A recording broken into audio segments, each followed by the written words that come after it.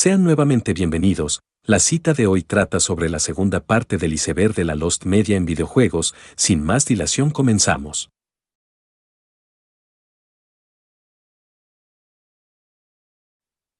Pesadilla en la calle del infierno. A Nightmare on Elm Street, Pesadilla en la calle Elm, o Pesadilla en la calle del infierno. Es un juego de plataformas de acción de 1990 lanzado para NES basado en la serie de películas de terror del mismo nombre. Fue creado por el desarrollador británico Rare, conocido por juegos como Donkey Kong 64 y la serie Banjo-Kazooie, y publicado por LJN, quienes son famosos por lanzar juegos de muy mala calidad, especialmente en NES. El juego se centró en el personaje del jugador adolescente que viaja a diferentes lugares en Elm Street para encontrar y destruir los huesos de Freddy Krueger, el único método para acabar con él permanentemente, todo mientras el jugador intenta evitar que se agote su medidor de sueño. Cuando se vacía la barra, el personaje es transportado al mundo de los sueños, donde Freddy y una multitud de enemigos con superpoderes pueden atacarlo abiertamente. Para defenderse, el personaje puede recolectar fichas que pueden convertirlo en uno de varios roles especiales de ensueño, como magos y ninjas. El juego experimentó cambios notables en el transcurso de su desarrollo y, según las capturas de pantalla previas al lanzamiento y los anuncios publicitarios, era un juego bastante diferente y más ambicioso. Según un anuncio que apareció en una edición de 1988 de Nintendo Power, la premisa original era que el jugador controlaría a Freddy con el objetivo de acabar con los adolescentes que intentaban encontrar sus huesos. Freddy podría atravesar libremente el mundo de los sueños deformando las tuberías, los enchufes eléctricos y los espejos. Después de su anuncio inicial, el estado del juego se desconocía hasta el otoño de 1989 cuando, en la revista Nintendo Power número 8, apareció un artículo sobre el periférico NES Satellite. El artículo incluía 2 capturas de pantalla más del prototipo de lo que se convertiría en la pantalla de título y una de Freddy luchando contra un grupo de niños, siendo aún Freddy el personaje jugable. Aunque LJN aparentemente había comenzado a reestructurar el juego en 1989, la presencia de estas imágenes, la mayoría de las cuales incluyen activos que se utilizarían en el producto terminado, como la pantalla de título, parece implicar que el desarrollo había llegado al punto en que se culminó el prototipo del juego. Y este ya era mayormente jugable. Debido a la reestructuración el juego se retrasó hasta 1990.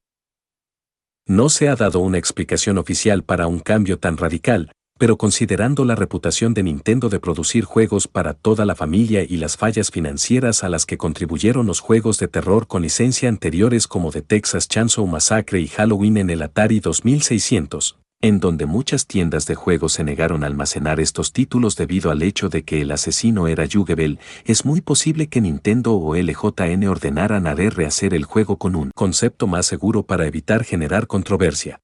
Además de las capturas de pantalla y los artículos enumerados, hay poca información adicional sobre la versión original del juego. Aunque si bien LJN desapareció desde 1995, es posible que Rare o alguien que haya trabajado en el juego tenga una copia del prototipo.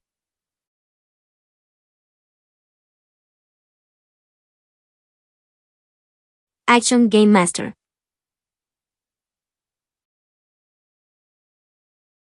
Action Game Master fue una consola de videojuegos portátil que fue anunciada por Active Enterprises. La compañía infame por Action 52, durante el Consumer Electronics Show de 1994, luego del lanzamiento de la versión Sega Genesis de Action 52. Nombrado en honor a un personaje de Chet Amen, uno de los juegos en la versión NES de Action 52, Action Game Master se anunció en CES junto con una versión SNES de Action 52, Chet Amen 3 y otro cartucho de juegos deportivos múltiples titulado Sport 5. Action Game Master habría sido una consola de juegos portátil con compatibilidad total con los cartuchos NES, SNES y Sega Genesis, además de títulos de CD-ROM que podrían reproducirse utilizando adaptadores vendidos por separado en las tiendas. Habría tenido su propia línea de juegos exclusivos, junto con una pantalla LCD a color de 3,2 pulgadas y un cargador de batería incorporado. Los accesorios incluían un sintonizador de TV y un adaptador para encendedor de cigarrillos para automóviles. Poco después de la CES, la cual olvide aclarar es una convención tecnológica celebrada en los Estados Unidos. Active Enterprises se retiró de la industria de los videojuegos, lo que significa que Action Game Master nunca vería la luz del día.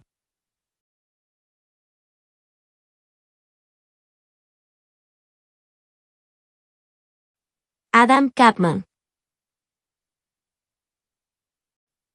Adam Chapman suponía ser un juego de plataformas originalmente creado para Commodore 64 y Atari 400 en 1984 por la empresa Databyte. Además, se sabe que el juego fue realizado principalmente por los mismos desarrolladores del título Polar Pierre. La empresa MC Microcomputer lo incluyó como disponible para ambos sistemas y aparentemente fue distribuido por la empresa italiana Mastertronic, que era una subsidiaria de la empresa británica del mismo nombre, lo que probablemente significa que el juego se lanzó exclusivamente en Italia. Hasta el momento, no ha aparecido ninguna copia del juego en ninguno de los dos sistemas y aparte de algunas capturas del prototipo e imágenes publicitarias no se cuenta con otro material del juego.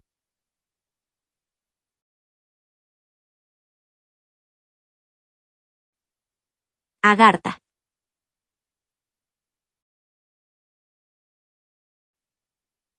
Agartha era un juego de terror y supervivencia originalmente desarrollado para la consola de sobremesa Sega Dreamcast. El título iba a contar con un protagonista humano llamado Kirk y presentaba una historia de aventuras de terror y supervivencia para un solo jugador. La trama narra la aventura que toma lugar durante el invierno de 1929 en un pueblo rumano que fue parcialmente destruido por un deslizamiento de tierra que ocurrió durante un misterioso terremoto. En este existe una ciudad subterránea llamada Agartha. Aquí es donde el mal se mantiene prisionero y está desesperado por escapar. Kirk, el héroe humano, se encontrará con una serie de personajes de aldeas, muertos vivientes, fanáticos de una secta malvada, monstruos, demonios, monjes soldados, sacerdotes, arcángeles y el centinela, que es la máxima personificación del mal. Como Kirk, puedes decidir salvar a tantas personas inocentes como sea posible o desencadenar la llegada del caos a la Tierra. Como la moral de Kirk oscila entre el bien y el mal, esta ambigüedad cambia los objetivos de la aventura y la narración de la historia. La fecha de lanzamiento final del título coincidió con la decisión de Sega de suspender la producción de la Dreamcast. El 30 de enero de 2001, Sega anunció que no se fabricarían más consolas Dreamcast. Sin embargo, se suponía que los juegos que ya estaban en desarrollo en ese momento se completarían. A pesar de ese anuncio, Agartha nunca llegó a esa etapa de desarrollo. La empresa a cargo detuvo el desarrollo por orden de Sega Europa y dejó de existir poco después. En 2008, el sitio web Unseen64, dedicado a documentar la historia de los videojuegos inéditos, creó un artículo sobre Agartha, documentando la poca información que se conoce sobre el juego. En los comentarios, uno o más desarrolladores compartieron algunos recuerdos e ideas sobre el desarrollo del juego. El sitio web también adquirió un clip de 15 minutos muy temprano en el juego, que muestra el estado de ánimo espeluznante y la destreza técnica y gráfica de la empresa desarrolladora No Cliché. Existe una demo Yugebel de la E3 del 2002, esta fue descubierta en 2018 durante una subasta en eBay.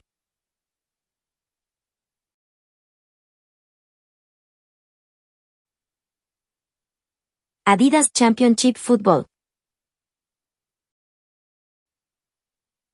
Adidas Championship Football es un juego de fútbol de la marca Adidas lanzado tanto para Commodore 64 como para ZX Spectrum. Se suponía que se estaba trabajando en un port Atari ST, pero nunca se lanzó. Solo un anuncio menciona la existencia de esta versión, aparte de esto no hay demo o RAMs disponibles.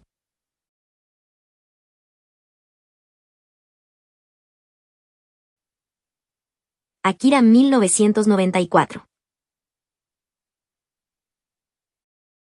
Akira es un videojuego cancelado basado en la película de anime y manga del mismo nombre.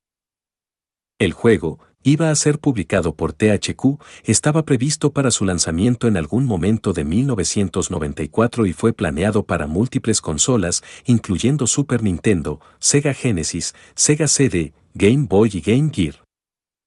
Existen numerosas capturas de pantallas y vídeos del juego circulando en Internet, aunque aún no han aparecido ROM o copias físicas de la mayoría de las versiones del juego.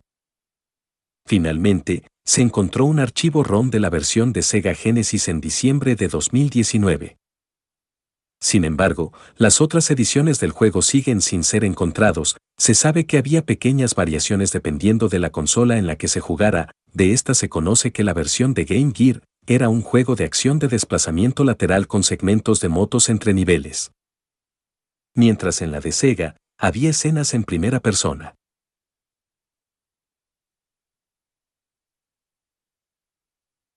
Escena eliminada de Bully.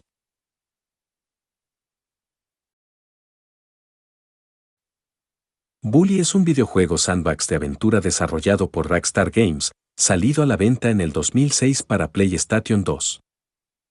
El juego nos pone en la piel de James Jimmy Hopkins, un delincuente juvenil inscrito en la Academia Woodward, donde intentará volverse el más famoso entre todos los clanes de estudiantes mientras realiza distintas misiones secundarias. Se sabe que, durante el desarrollo del juego, se creó un final alternativo para la misión número 64 Showdown at the Plant, llamado Desafío en la Planta, en la versión en español, la cual es la penúltima misión del modo campaña. En dicho desenlace, si perdíamos la pelea final contra Edgar Mansen, se mostraba una cinemática donde mataba a Jimmy arrojándolo al pozo de ácido sobre el que estaban luchando, lo que lo convertiría en el único personaje en acabar exitosamente con Jimmy. Esta cinemática fue retirada antes de la salida del juego, muy posiblemente porque peligraba la calificación T por parte de la ESRB, ya que mostraba de forma directa a un menor de edad siendo asesinado de forma intencional, además de que la misma no encajaba mucho con el ambiente del juego. La cinemática animada no ha resurgido, ya que fue eliminada desde el código. Sin embargo, quedaron unos cuantos archivos residuales. Algunos de ellos fueron los diálogos que iba a decir Edgar Mansen al momento de arrojar a Jimmy al ácido y que quedaron ocultos dentro del disco del juego. That burns, doesn't it? Nothing like a chemical peel for your skin, huh, Jimmy? Poor little Jimmy taking an acid bath. De esta escena hay una recreación en YouTube, subida por el usuario de AdPolxis. Se sabe además de otras escenas dentro del beta del juego que fueron cortadas de la versión final, como una panorámica de Woodward, un cambio en el diálogo inicial entre la madre y Jimmy, una del capítulo 3 y la lista continua.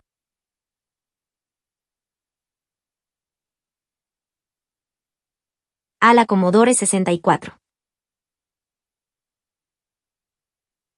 Ala es un juego de Commodore 64 desarrollado en 1988 por Reptilie Design. Solo se ha encontrado una vista previa del juego, que fue filtrada por Fusión, que es solo la nave que puede disparar un montón de ondas de ataque. Se desconoce si ha avanzado o no en el desarrollo. Aparte de las vistas previas filtradas, no se cuenta con capturas o material promocional acerca del título.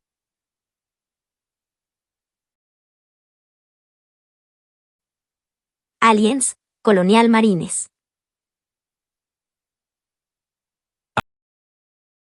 Aliens, Colonial Marines es un videojuego de disparos en primera persona basado en la franquicia Aliens que se lanzaría para PlayStation 2 en el otoño de 2001, antes de que Fox Interactive y Electronic Arts lo cancelaran por razones desconocidas. Aliens, Colonial Marines iba a tener lugar entre la segunda y la tercera película, cuando un equipo de rescate de marines coloniales y un equipo de rescate se embarcan en una misión de búsqueda y rescate del barco desaparecido de los United States Colonial Marines, Sulaco. Cuando se encuentra el Sulaco, el equipo de rescate aborda el barco, pero los infantes de marina pierden contacto con ellos unas 12 horas después. El equipo marino atraca con el Sulaco en un intento de encontrar al equipo de salvamento perdido, pero en su lugar se encuentran con extraterrestres xenomorfos. El jugador puede comandar hasta 4 marines de un grupo de 12. Cada marine tiene diferentes personalidades, habilidades y capacidades. Posteriormente, un videojuego con el mismo nombre fue lanzado y desarrollado por Gearbox Software y publicado por Sega el 12 de febrero de 2013 para PC, PlayStation 3 y Xbox 360. De la versión de PS2 existen apenas imágenes y un video del gameplay de la beta.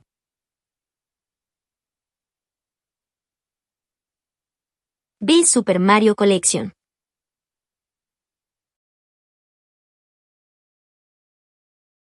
BS Super Mario Collection fue un videojuego para el accesorio BSX Satellaview de Super Famicom. Se trataba de una versión mejorada del compilado Super Mario Collection, conocido fuera de Japón como Super Mario All Stars, que contenía remakes de los juegos de Super Mario para Famicom. Esta nueva versión destaca por haber incluido cinemáticas, mapas, música en vivo, entre otros. Al igual que otros juegos del servicio, este solo se pudo jugar durante un corto periodo de tiempo a lo largo de un mes. Fue desarrollado por Nintendo y publicado por ST Gigas, compañía responsable del servicio de Satellaview. Satellaview, a veces referido como BSX, fue una especie de módem satelital que se conectaba en la parte inferior de Super Famicom.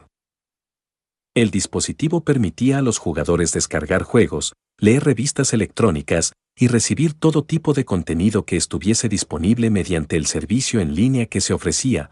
Algunos juegos solo podían ser transmitidos en fechas y horas en específico debido a los agregados que tenían, como actuación de voz o música en vivo. Estos juegos se borraban una vez terminaba el periodo de tiempo, para hacer espacio a nuevos juegos. El servicio de Satellaview fue descontinuado en junio de 2000 debido a la falta de soporte de desarrolladores y poca actividad de usuarios. Ya que el videojuego fue exclusivo del servicio de Satellaview, el juego nunca fue reeditado en otro formato ni se consideró relanzarlo más allá de sus retransmisiones. Además, por su naturaleza de streaming, los juegos de este servicio solían eliminarse una vez su periodo de prueba acabase. Otro punto a considerar es que este juego tenía un enfoque hacia la estrella invitada Nayuki. A su vez, BS Super Mario Collection pasó desapercibido durante mucho tiempo teniéndose únicamente grabaciones de personas que lo jugaron en su momento. Solo la ROM de la tercera semana se encuentra disponible, obtenida de un BSX que aún tenía el juego en memoria. En 2015, se descubrió que los datos de la segunda semana se encontraban en esta ROM. Un parche que restaura los niveles de ambos capítulos fue creado, siendo compatible con la mayoría de emuladores. Y con esto concluimos la segunda parte de este iceberg de la Lost Media en videojuegos. Recuerda que si te agrada mi contenido puedes apoyarme a seguir con este proyecto suscribiéndote y compartiendo el video. Sin más que añadir se despide Cinema Horror.